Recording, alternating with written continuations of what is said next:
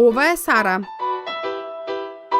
Секогаш е фокусирана да ги заврши многуте работни и домашни обврски. Секогаш себе си се става на последно место, но веќе е решена да почне да инвестира во себе.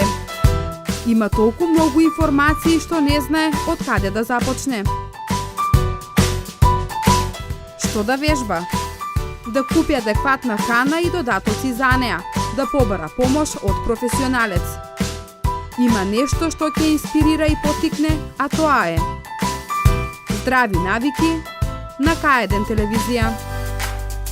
Драги пријатели, добро дојдовте и добар ден во денешното издание и денешната епизода од нашето шоу. Моето име е Јосиф Дамјанов и денеска ќе позборувам и ќе одговорам на едно прашање кое што се вика зошто не слабеам, а многу вежбам.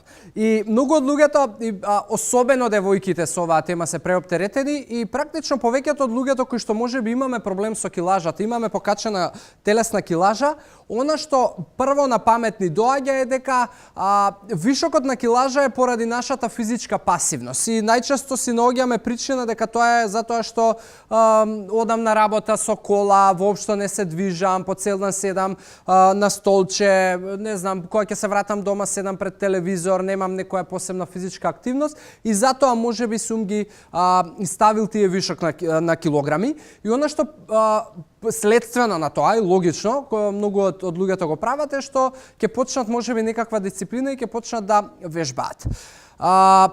Искрено, мојата филозофија и она што јас го имам прифатено и она што за мене давало резултати и за луѓето на кои што можеби сум им помогнал и со кои што сум работел, е дека 80% треба да дадеме фокус на исхрана, додека 20% на вежбање. И зошто се случува да многу од вас вежбате, а не добивате резултати доколку можеби вашата исхрана не е како што треба? Прва работа, мастите и вашето сало никогаш нема да се потрошат доколку вашето тело не почне да функционира правилно. Односно, во превод тоа значи доколку вашиот метаболизам не се убрза. Како попросто да го објаснам тоа?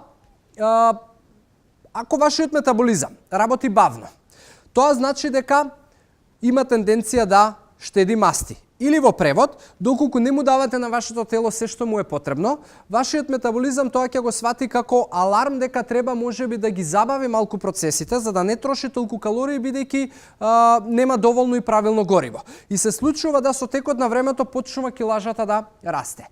Доколку вие прифатите и како основа на можеби вашата стратегија за да намалите килограми исклучиво само вежбате и можеби секој ден одите и губите по сат, сат и пол, два во фитнес центар или теретана, што се случува? Вашето тело, доколку не препознава добра исхрана и добар квалитетен начин на живот, калориите и енергијата ќе почне да ги црпи од некои периферни делови, кои што се кожа, ногти, коса, гликоген од мускулите и така натаму. Мастите никогаш нема да ги трошите и да се користат како извор на енергија доколку немате поддршка добра од исхраната. И што се случува? Многу од луѓето влегуваат во тој круг, почнуваат да вежбаат, одат еден месец интензивно, на вага гледаат 1 килограм, 2 килограми можеби, се осеќаат уморно, не изгледаат добро затоа што го исцрпуваат телото, вежбаат, не му враќаат гориво како што треба, се разочаруваат и си го поставуваат прашањето зошто вежбам, а не слабеам. И почнуваат да прифаќаат дека едноставно они се створени за да бидат со вишок на килажа, дека можеби тоа им е наследно, дека можеби нивната генетика не е таква за да они изгледаат добро, а тоа е толку погрешно и толку нема врска. Ставете генерален фокус на вашата исхрана и ќе видите дека можеби и без да вежбате ќе се случуваат некакви промени во вашата телесна композиција и ќе почнат да се трошат мастите. Кога вие ќе го убрзате вашиот метаболизам, а ќе му давате добра исхрана, тоа значи дека телото ќе почне да ослободува повеќе енергија и голем дел од таа енергија ќе ја троши од резервите на енергија кои што во превод значат масти и сало. Доколку вежбате, а не се храните здраво, тоа значи дека на долг рок може да оштетите имунитет, може да си навлечете некаква повреда, а она што е најголем дел е самодовербата, бидејќи ќе се разочарате затоа што не ги гледате резултатите кои што ги очекувате.